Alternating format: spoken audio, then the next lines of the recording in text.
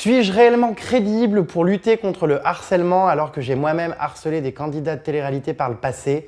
C'est la question à laquelle je vais répondre dans cette vidéo. Il y a quelques jours, une ancienne candidate des Anges de la télé-réalité, Néouda, a fait une interview en affirmant qu'elle m'avait fait condamner par la justice. Je vais vous dire dans cette vidéo ce qu'il en est parce que malheureusement, elle ne dit pas la vérité sur tout.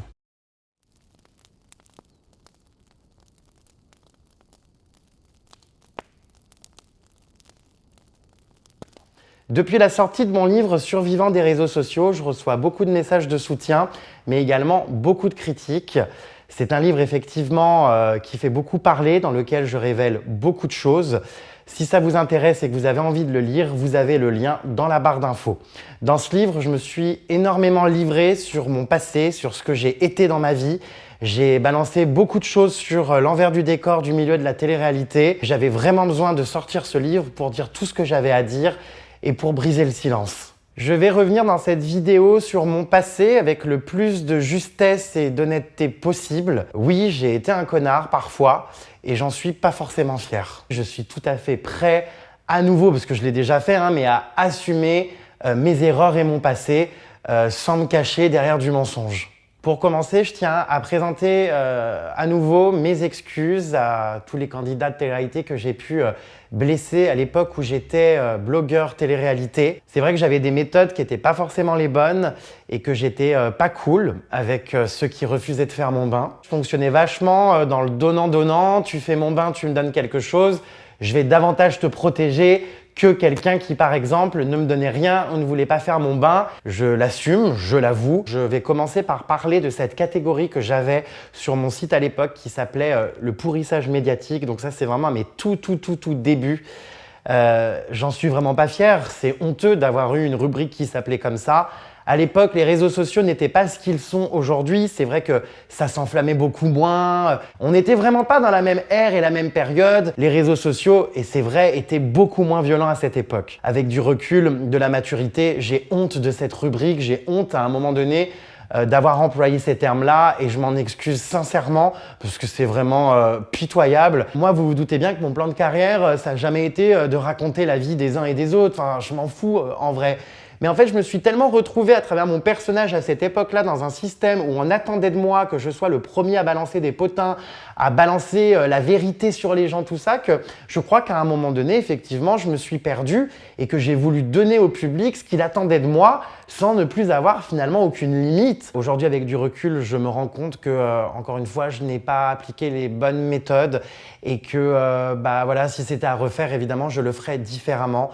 Donc je m'excuse sincèrement parce que c'est pas de l'hypocrisie ou pour me racheter une image, c'est juste que vous savez, ça me fait même du bien à moi-même en fait d'être en accord avec ce que je suis aujourd'hui, d'être cette meilleure version de moi-même.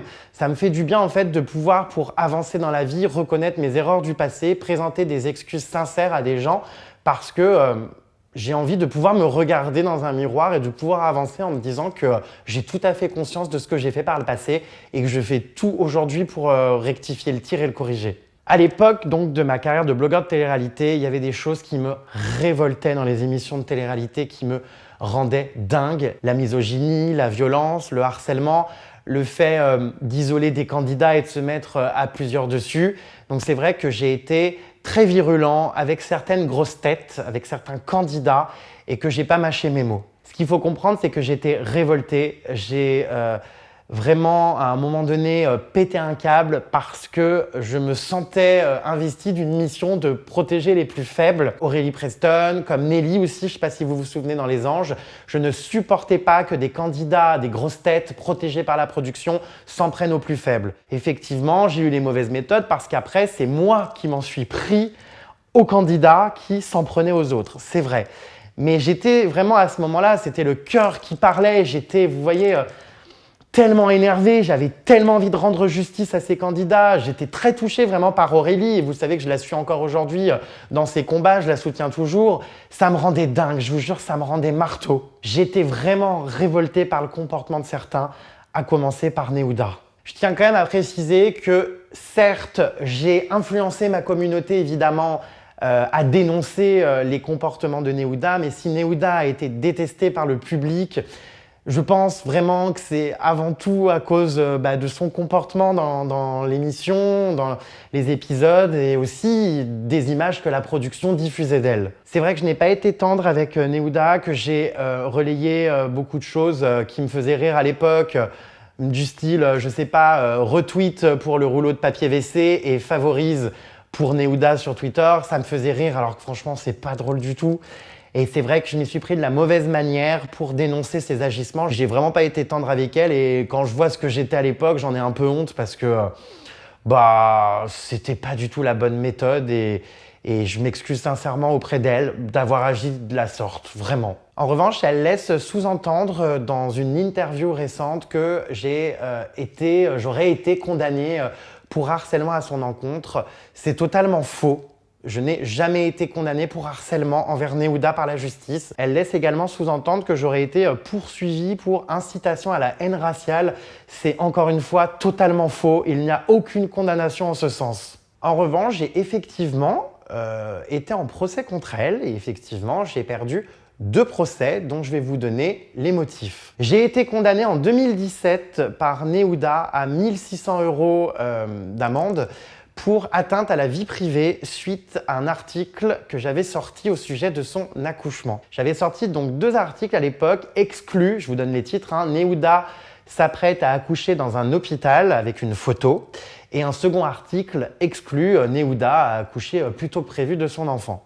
À ce moment-là, bien sûr, dans ces articles-là, il était juste question, comme le faisait la Presse People ou d'autres sites, de traiter d'une information, d'autant plus que, vous savez ce que c'est sur les réseaux sociaux, les candidats de télé-réalité racontent leur vie, parlent de leur grossesse, de leur accouchement, tout ça, donc j'avais vraiment pas à ce moment-là l'impression de mal faire, je traitais de l'info qui passionnait les gens, qui étaient encore une fois très demandeurs, avaient envie de savoir quand elle allait accoucher, est-ce que j'avais des infos, donc j'avais sorti ces 2 articles. J'ai donc été condamné pour ces articles-là, au même titre que la Presse People est régulièrement condamnée. Je ne minimise bien évidemment pas les faits, parce que c'est vrai qu'aujourd'hui, ce sont des choses que je ne fais plus. Et encore une fois, je m'excuse auprès de Nehuda si j'ai pu la stresser pendant son accouchement, si j'ai pu perturber sa grossesse. Voilà, je lui présente vraiment mes excuses. Il y a donc eu cette condamnation qui est avérée, et je l'assume, pour ces articles-là.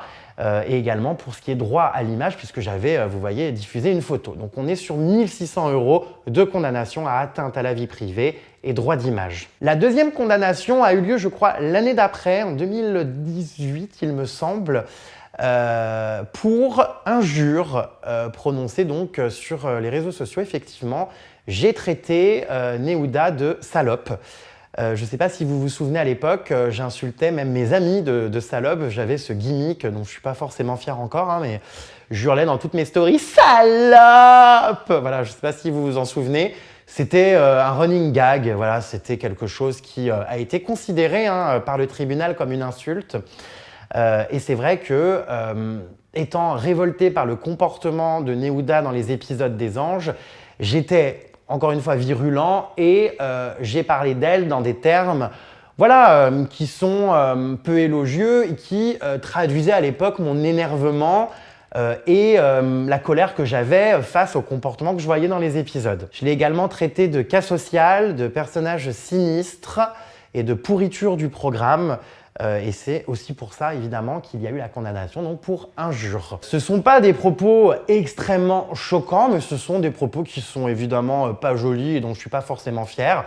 Encore une fois, j'aurais pu véhiculer le message autrement qu'en tenant des propos pareils. Et encore une fois, franchement, avec la plus grande des sincérités, je m'en excuse parce que c'était pas correct. Dans ce dossier, je tiens à préciser que ni le cyberharcèlement et ni la diffamation n'ont été retenus. J'ai encore lu hier l'arrêt rendu par la justice. Mon avocat me l'a envoyé.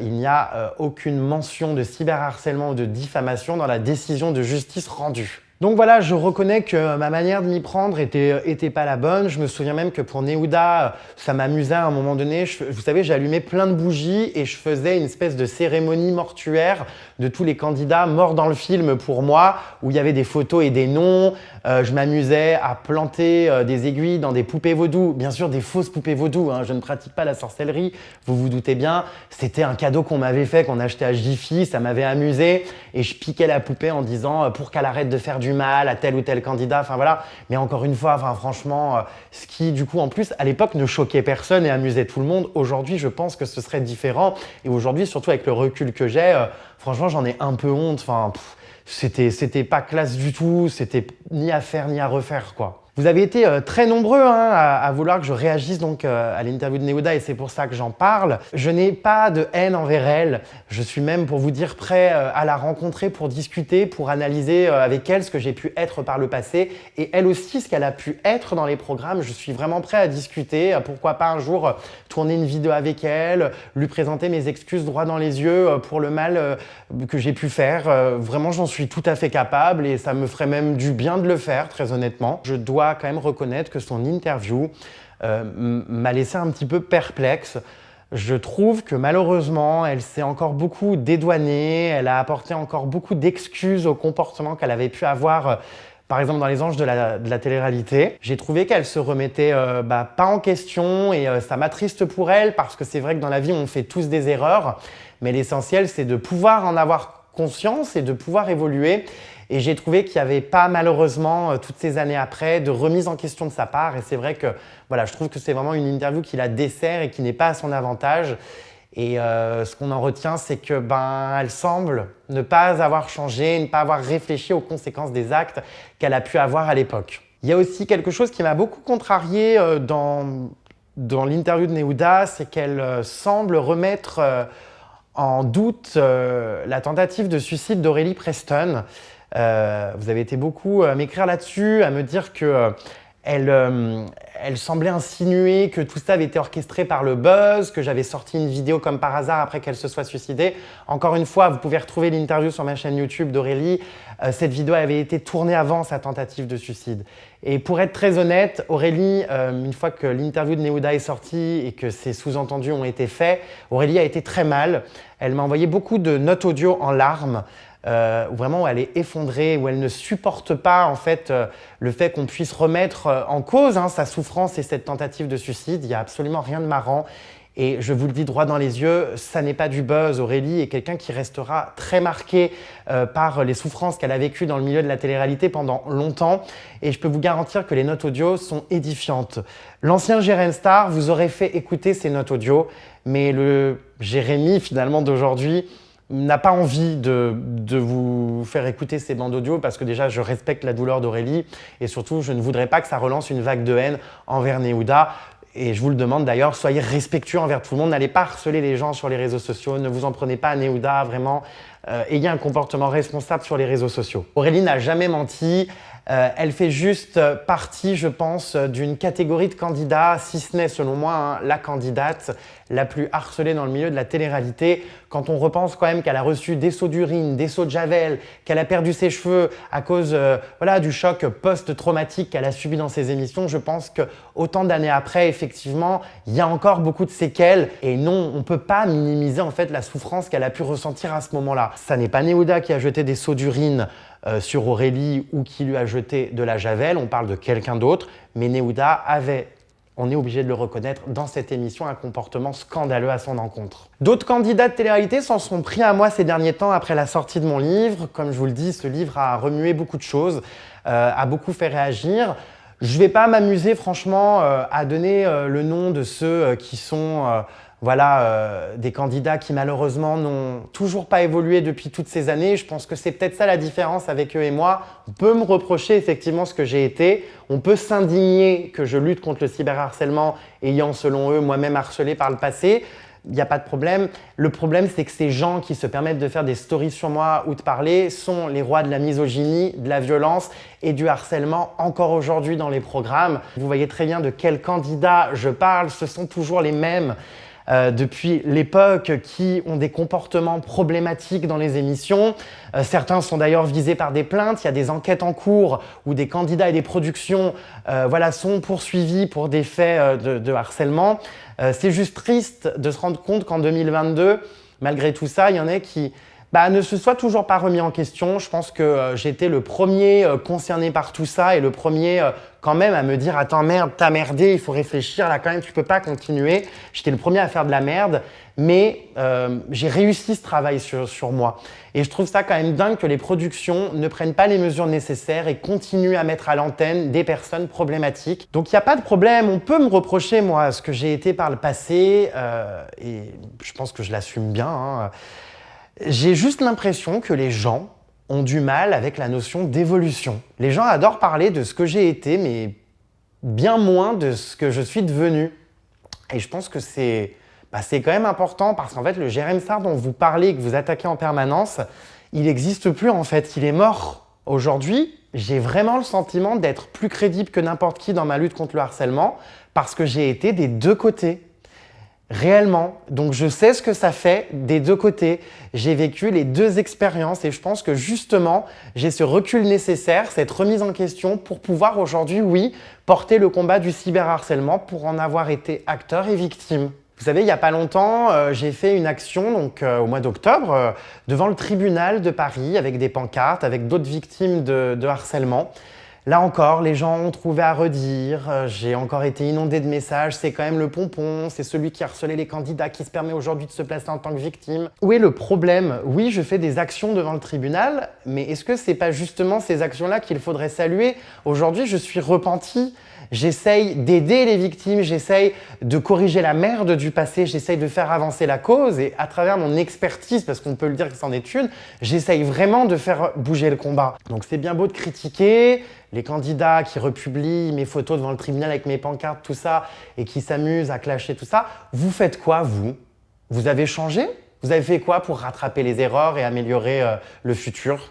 Vous faites quoi? Je voudrais réagir à autre chose. En ce moment, il y a une vidéo qui circule sur les réseaux sociaux d'Aquababe, donc le cyberagresseur qui est donc toujours visé pour le Jérém Stargate par une enquête pour harcèlement et qui sera prochainement jugé. J'attends la date d'audience. Vous savez donc que voilà, il est à l'origine de tout ce que j'ai vécu ces dernières années. Vous savez que je suis dans un combat judiciaire avec lui. Néanmoins, les images et les vidéos que j'ai vues circuler où il se fait donc agresser par le rappeur Maes, ce sont des images évidemment que je ne peux pas cautionner, que je ne peux pas tolérer et que je trouve inacceptables.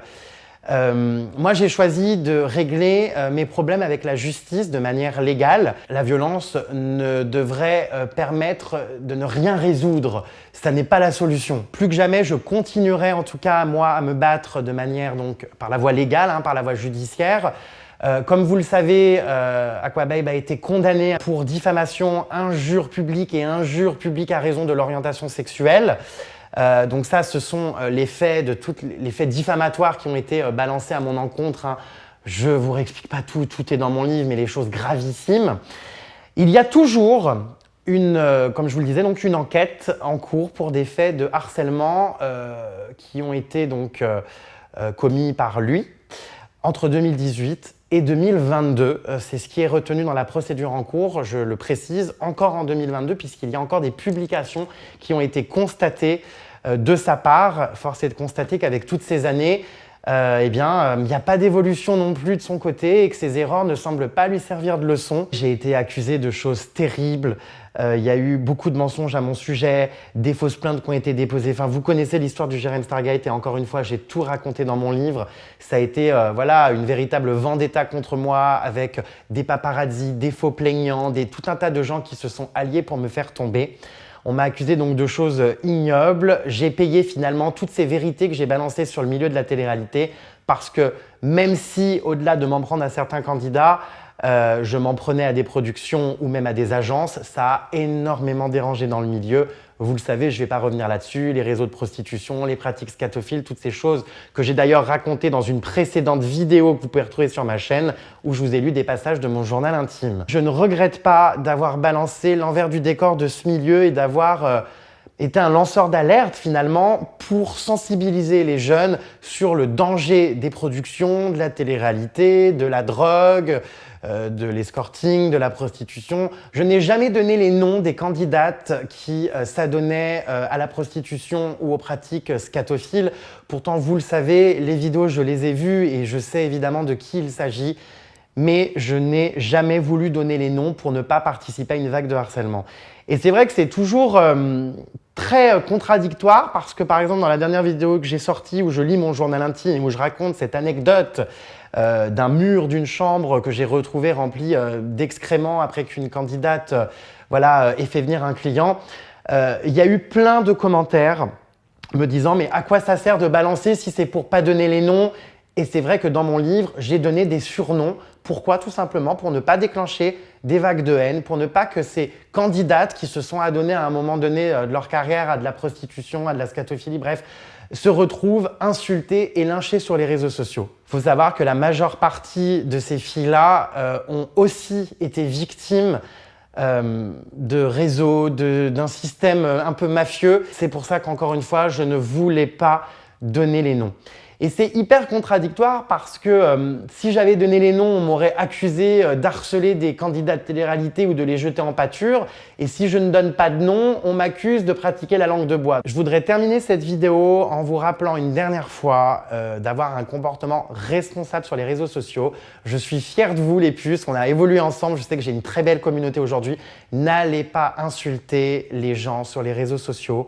N'allez pas vous en prendre à Néouda, n'allez pas vous en prendre même à mon cyberagresseur. Ne partagez pas la vidéo de son agression par Maës. Vous connaissez mon histoire, vous savez tout ce que j'ai subi et vous savez à quel point ça peut être douloureux. Donc ne participons pas à ça tous ensemble. Je vous le demande vraiment. Je sais que vous êtes une communauté bienveillante, que vous avez vous aussi évolué en même temps que moi et je suis très fier d'être suivi par des gens comme vous aujourd'hui. Et j'espère vraiment que cette vidéo, encore une fois, fera écho et que vous aurez aussi envie de lire mon histoire à travers mon livre. Encore une fois, c'est pas pour l'argent parce que je vous jure, je gagne vraiment rien sur les livres. C'est vraiment mon combat, mon témoignage. Au lieu de le faire en vidéo ou sur les réseaux sociaux, je le fais dans un livre. C'est un objet, un bel objet qui va un petit peu, vous voyez, continuer à transmettre mon histoire, mon évolution, tout ça dans les années à venir. Vraiment, merci du fond du cœur à tous ceux qui liront ce bouquin. Je ne peux pas tout vous dire dans mes vidéos, il y a tellement de choses dans ce bouquin, il y a tout ce qui s'est passé ces dernières années. Je balance énormément sur le milieu, oui, de la télé-réalité. Attention, sans m'en prendre aux gens, je balance l'envers du décor. Et je pense qu'il y a beaucoup de choses qui vont vous intéresser. Et puis, je vous explique cette personne finalement que je suis devenue à travers toutes ces épreuves. Merci du fond du cœur, en tout cas à tous ceux qui le commanderont et le liront. Le lien est en barre d'infos. C'est le plus beau soutien que vous puissiez m'apporter pour m'encourager à continuer dans cette voie-là. De repentir, on peut le dire.